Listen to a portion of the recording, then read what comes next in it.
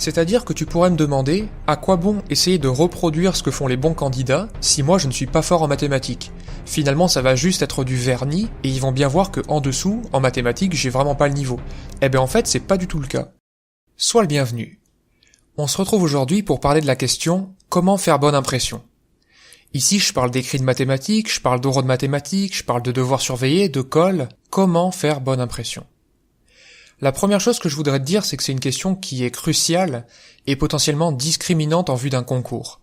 C'est-à-dire que la bonne impression, quand tu apprends les mathématiques tout seul et que tu as 10 ans devant toi, c'est pas très important. Par contre, quand tu rates des écoles ou tu réussis des écoles à 1 place, 2 places, ça peut avoir une grande importance. De manière très concrète, les examinateurs hésitent souvent sur le nombre de points à donner, que ce soit à l'écrit comme à l'oral. Par exemple, à l'écrit, tu vas avoir des barèmes où des questions vont être notées sur 4 points, et on se dit souvent, oui, ce qu'il a fait, ça vaut soit 3 points, soit 4 points, et on ne sait pas vraiment choisir entre les deux. Et là, ce qui va nous permettre de trancher, ça va vraiment être le niveau perçu de l'étudiant, et le niveau perçu de l'étudiant, ça va souvent se jouer à la première page. Alors justement, ça va être le sujet d'aujourd'hui. On va se demander que font les bons candidats lorsqu'ils font bonne impression. La première chose dont je vais te parler aujourd'hui, c'est de l'écrit. Et c'est évident parce qu'on te l'a sûrement répété tant et plus durant les dernières années, mais c'est de présenter sa copie de manière décente, parce que c'est vraiment la première chose qu'on voit. C'est-à-dire que quand on passe ses journées à corriger des copies d'écrits de concours, que ça soit 100, 200, 300, etc., une copie qui est bien présentée, on se dit c'est un soulagement et on va vraiment faire en sorte de mettre le maximum de points possible.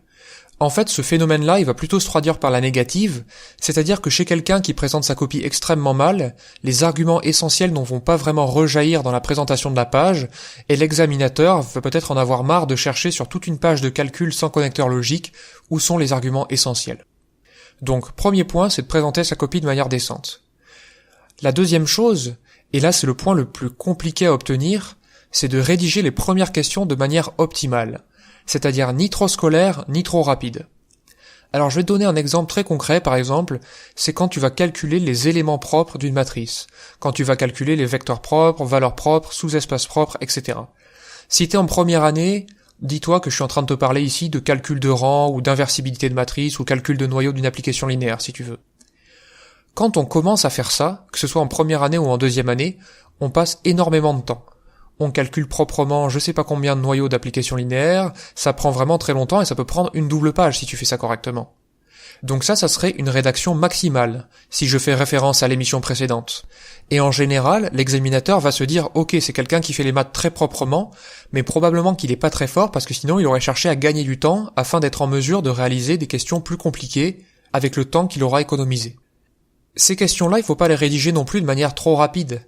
Parce que si tu mets pas les arguments essentiels, pour le correcteur, tu vas vite être rangé dans la catégorie de toutes ces personnes qui veulent obtenir les résultats le plus vite possible et qui se fichent absolument de tous les théorèmes et toutes les hypothèses des théorèmes qu'ils utilisent.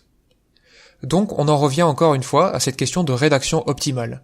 La rédaction optimale, c'est la rédaction où on sent que la technique est maîtrisée, on sent que les arguments essentiels sont tous là, et on se dit ok, c'est quelqu'un qui sait très bien faire cette question et qui pourrait, s'il voulait faire la rédaction maximale, maintenant il a envie de traiter le plus possible du sujet, on va donc lui mettre tous les points et je l'attends vraiment sur des questions difficiles. Ça c'est vraiment ce que va faire un bon candidat. Et c'est aussi, comme je le disais au tout début de ce premier point, un des facteurs essentiels qui va me permettre de deviner si le candidat est fort ou s'il fait partie des copies les plus faibles. Pour terminer sur les manières de faire bonne impression à l'écrit, je vais te parler évidemment de l'orthographe, donc pour moi c'est la touche finale, c'est-à-dire qu'une faute d'orthographe sur le peu de mots de vocabulaire qu'il y a en mathématiques, ça fait quand même une très mauvaise impression. Donc si tu soignes ta rédaction, si tu soignes tes formules en français, si tu soignes ton orthographe, ça va participer, peut-être moins que l'argument précédent, mais ça va aussi avoir tendance à te faire bien voir de ton examinateur. Justement, je partage avec toi une petite réflexion que j'avais entendue d'un de mes collègues, qui disait que bientôt, il y aurait plus besoin des profs de mathématiques, ni de philosophie, ni de dissertation, ni rien du tout, tellement les fautes de français, les fautes de syntaxe et les fautes d'orthographe se multipliaient, il allait suffire pour rentrer en école d'ingénieur ou en école de commerce d'une bonne vieille dictée à l'ancienne, et que ça allait suffire à savoir qui était capable, finalement, de faire des efforts intellectuels ou pas. Donc heureusement on n'en est pas jusque là, parce que sinon ma discipline disparaîtrait et j'en serais fort malheureux, mais je te conseille de soigner ton orthographe, surtout en mathématiques où, encore une fois, le champ lexical comporte assez peu de mots. Le deuxième domaine où tu peux faire bonne impression en mathématiques, ça va être à l'oral. Donc à l'oral, je te recommande de ne pas lire les symboles qui constituent ta copie et de commenter tes raisonnements avec recul. Donc plutôt que de lire tous les symboles, dire que l'intégrale de A à B, de F de T, je ne sais quoi, dis plutôt j'ai fait une intégration par partie. J'ai fait un changement de variable. Ça m'a ramené au calcul de deux intégrales. La première, j'ai trouvé une primitive, donc le calcul s'est terminé directement, et l'autre, j'ai pas réussi à trouver. Là, tu vois que je suis en train de commenter des actions que j'ai faites, mais je rentre pas dans les détails et je ne lis pas les symboles. C'est pareil pour dire qu'une famille est libre. Tu vas dire, si une combinaison linéaire de vecteurs est nulle, alors ça veut dire que forcément tous les scalaires sont nuls. Tu vas pas commencer à énumérer tous les symboles qui participeraient à créer la combinaison linéaire nulle, me dire que ça impliquerait que quel que soit i dans un n, tous les lambda i devraient être nuls. Donc cette première petite chose, elle va permettre de montrer à ton jury que tu es capable de commenter ce que tu fais avec discernement, avec recul, que tu sais reconnaître tout ce qui est essentiel, tout ce que sont les grandes étapes, et que tu peux te permettre de ne pas rentrer dans des détails techniques que tu peux juste mentionner en indiquant exactement à quel endroit tu as eu un problème ou non. Justement, ça m'amène à la deuxième chose que je voulais te dire, c'est que le but de commenter ces raisonnements en disant j'ai fait une intégration par partie, j'ai fait un changement de variable, etc., c'est de montrer que la technique, ça te pose pas de problème. C'est-à-dire que pour toi, tu sais faire une intégration par partie, tu sais faire un changement de variable, tu peux même mentionner les hypothèses à l'oral et dire voilà, j'ai trouvé directement ce résultat.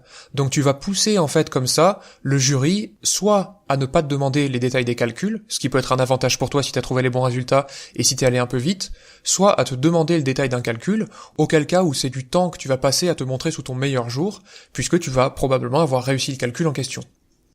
Enfin, le dernier conseil que je peux te donner à l'oral, c'est de pas garder les yeux rivés sur ta feuille.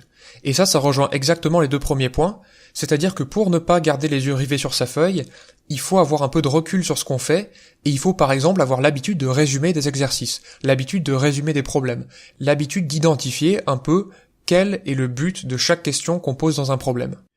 Je te donne un exemple très concret, je reprends toujours le même exemple, mais c'est l'étude d'une fonction qui est définie par une intégrale qui dépend d'un paramètre. La plupart du temps, on va te demander l'ensemble de définitions, la croissance, la décroissance, éventuellement la régularité, donc continuité, dérivabilité, etc., les limites, et aussi de temps en temps des petits développements limités ou des développements asymptotiques. Les questions, elles vont être numérotées 1A, 1B, 2, 3C, 3A, etc. Mais chaque numéro de question va correspondre à une recherche très concrète sur la fonction que tu te proposes d'étudier. Et donc si t'as en tête ce que t'es en train de faire, tu vas beaucoup moins avoir besoin de ton énoncé et beaucoup moins avoir besoin de tes feuilles de brouillon pour te rappeler que t'as réussi à montrer que la fonction était croissante, que t'as pas réussi à montrer qu'elle était continue, etc. Et même des arguments que t'as utilisés. Ça aussi, je vais faire référence finalement à ce que je t'ai proposé dans l'émission numéro 8, si je me trompe pas, sur la préparation aux devoirs surveillés, où je suggérais de systématiquement faire un résumé de 10 lignes sur le but du problème. Cet entraînement-là, il va te servir par exemple à l'oral pour aussi comprendre exactement ce que tu fais et pour pouvoir agrémenter ton commentaire de ce type de choses-là. Mon troisième point maintenant, il traite de l'imitation. C'est-à-dire que tu pourrais me demander à quoi bon essayer de reproduire ce que font les bons candidats si moi je ne suis pas fort en mathématiques. Finalement, ça va juste être du vernis et ils vont bien voir que en dessous, en mathématiques, j'ai vraiment pas le niveau. Eh ben en fait, c'est pas du tout le cas. Donc maintenant, on va reprendre la plupart des arguments que je t'ai donnés, et tu verras qu'à chaque fois, je vais te présenter un intérêt extrêmement pratique dans leur mise en œuvre, au-delà de la simple imitation de ce que ferait un bon candidat. Le premier conseil, par exemple, c'est de présenter sa copie de manière décente. En fait, cette capacité-là, ça va être exactement la capacité à décomposer de manière très rigoureuse ton raisonnement en étapes, en calcul, en argumentation, etc. Souvent, la présentation dont je te parle, c'est pas vraiment l'écriture ou c'est pas vraiment le fait d'avoir encadré les résultats. Ça se voit à la structure des paragraphes qui constituent l'argumentation dans la réponse à une question. Souvent, on voit un paragraphe pour expliquer ce qu'on va faire, un calcul, puis après 2 lignes pour dire qu'on va faire un argument, puis après encore un calcul, etc. Ça, c'est quelqu'un qui sait exactement ce qu'il fait. Et donc, si tu t'habitues à faire ça, tu t'habitues en même temps à présenter ta copie de manière décente. Et réciproquement, si tu fais l'effort de présenter ta copie de manière décente, ça veut dire que tu réalises un effort sur la manière dont décomposer ton raisonnement. Donc tu progresses sur le fond, alors que je t'ai proposé un conseil qui était sur la forme. La question de la rédaction optimale, j'ai déjà développé dans les émissions précédentes, mais c'est aussi la même chose. C'est pas juste une question de mots mis sur une copie. C'est une question de chercher l'intelligence derrière chaque raisonnement pour savoir ce qui est essentiel et ce qui est accessoire. Encore une fois, tu vas progresser sur le fond comme sur la forme. Donc c'est un peu en quelque sorte ma conclusion à comment faire bonne impression, c'est-à-dire que je t'ai donné des conseils à l'écrit comme à l'oral, qui vont te permettre de faire comme les bons candidats, mais qui vont te permettre aussi de progresser d'un point de vue mathématique, que cette chose-là, cette bonne impression, elle va permettre de te faire passer pour le candidat que t'es vraiment, c'est-à-dire un bon candidat, et ça va permettre aux examinateurs d'arrondir ton point au-dessus, ou quand ils hésitent à l'oral entre 13 et 14, de te mettre 14 à la place de 13. La seule chose aussi que je voudrais vraiment dire dans cette conclusion, c'est que le bluff, c'est vraiment quelque chose à proscrire à tout prix. C'est-à-dire que ce soit à l'écrit ou à l'oral, je te conseille vraiment de jouer la carte de l'honnêteté. C'est-à-dire d'admettre que tu n'as pas réussi certaines questions, que ce soit à l'écrit comme à l'oral. Et ça, je vais justement en traiter dans l'émission suivante. Dans l'émission suivante, je vais parler des épreuves orales du côté candidat. Donc je vais te donner mes recommandations, celles que je donne à mes élèves lorsqu'ils sont à quelques semaines de passer leurs oraux des écoles de commerce. Donc pour moi, dans ma filière, c'est soit pour le SCP, soit pour HEC. En attendant, je te souhaite une excellente journée et je te dis à la prochaine.